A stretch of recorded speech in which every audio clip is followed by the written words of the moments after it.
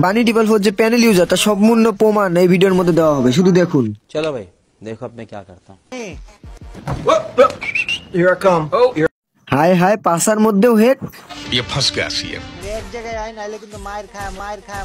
এটা কি স্নাইপার নাকি উঠপেকার? समझ रहे हो ना? আচ্ছা বারবার করে 176 लेकिन 1 सेकंड রাজা জি। দেখুন পরের ম্যাচটা হেঁটে লাগবে।